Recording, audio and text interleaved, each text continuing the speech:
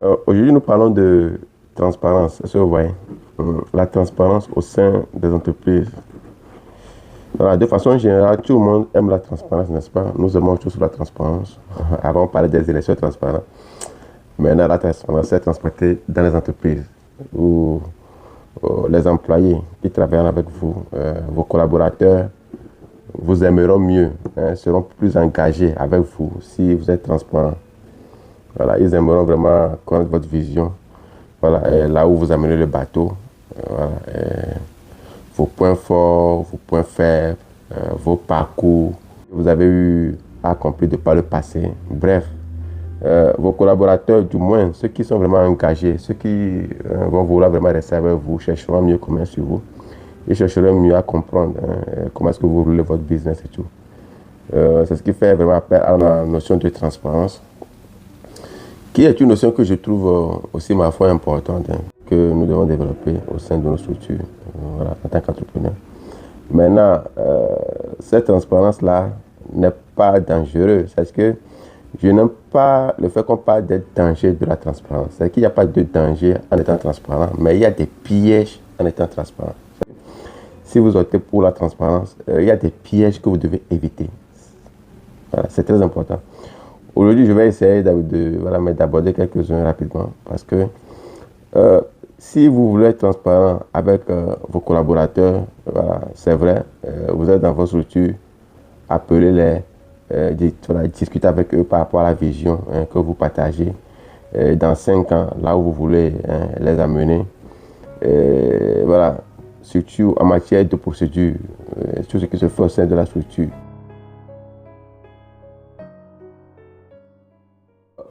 Pourquoi être transparent? La transparence, cette vertu-là d'implémenter au sein de la structure les valeurs de confiance. Parce que au sein de nos entreprises, aujourd'hui, de nos jours, les gens pensent que les collaborateurs ils ont besoin de l'argent.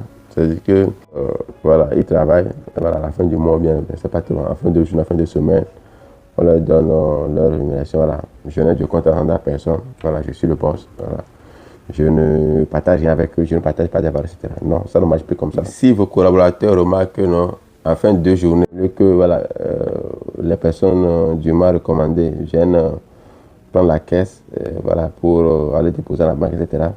À chaque fin de journée, c'est le directeur qui ramasse tout, il met ça dans sa voiture, voilà, et puis il s'en va avec. Les collaborateurs sont parfaitement en droit de demander voilà, qu'est-ce qui se passe. Voilà, ils vont se poser des questions. Donc voilà, il est de votre devoir, il est de votre responsabilité, hein, d'être le plus transparent possible. Voilà, de leur expliquer les situations, comment ça se passe.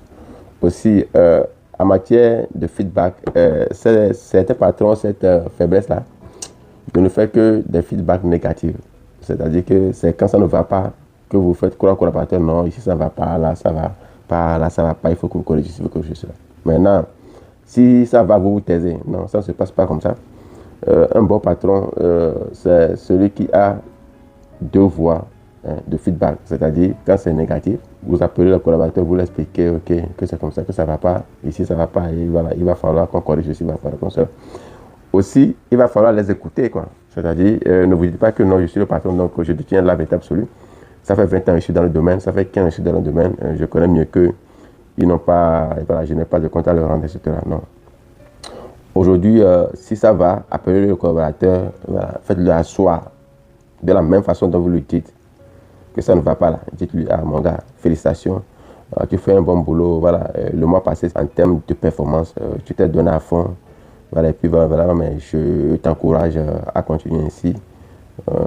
Je compte vraiment sur toi, voilà, voilà, et tu peux mieux faire que ce que tu as déjà fait par le passé. Donc, vous voyez, vous faites comprendre, voilà, à votre collaborateur, vous faites comprendre à votre équipe, voilà, combien de fois ils sont importants dans l'atteinte de vos objectifs. Alors, beaucoup pensent que non. En fait aussi, la notion de ce sont mes employés là, il faut qu'on évite ça. Ce sont mes collaborateurs. Que tu sois directeur ou pas, que tu sois CEO, voilà, que tu sois le PDG de la structure, ce sont vos collaborateurs, quoi. Voilà, ce ne sont pas vos employés, hein. Ils ne sont pas vos enfants. Ne les traitez pas comme vous traitez vos enfants à la maison, quoi. C'est extrêmement important en termes de stratégie si vous voulez vraiment atteindre vos objectifs à long terme. Maintenant, quels sont les pièges de la transparence? Voilà, c'est bien de faire du bon feedback, voilà, de partager sa vision avec les collaborateurs. Les pièges de la transparence. Le premier piège en matière de transparence que nous dans les entreprises, ce sont les commérages.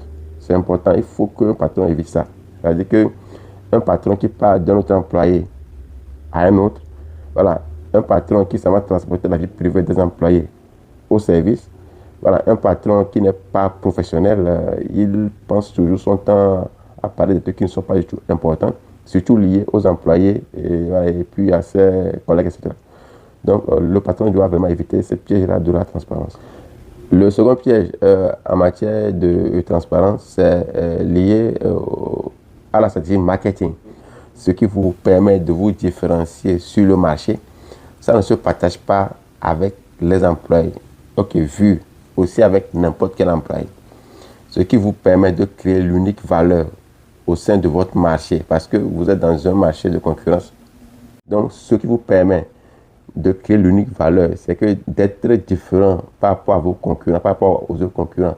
C'est en fait une sorte de marmaille que vous mettez en place, mais vous ne les dévoilez pas automatiquement aux employés. Donc, la transparence, c'est bien en termes de valeur, de feedback et puis de confiance. Il ne faut pas laisser le doute dans la tête des employés.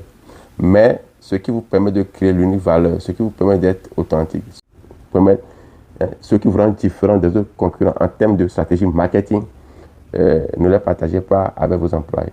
Et surtout, évitez aussi des commérages au sein de votre structure.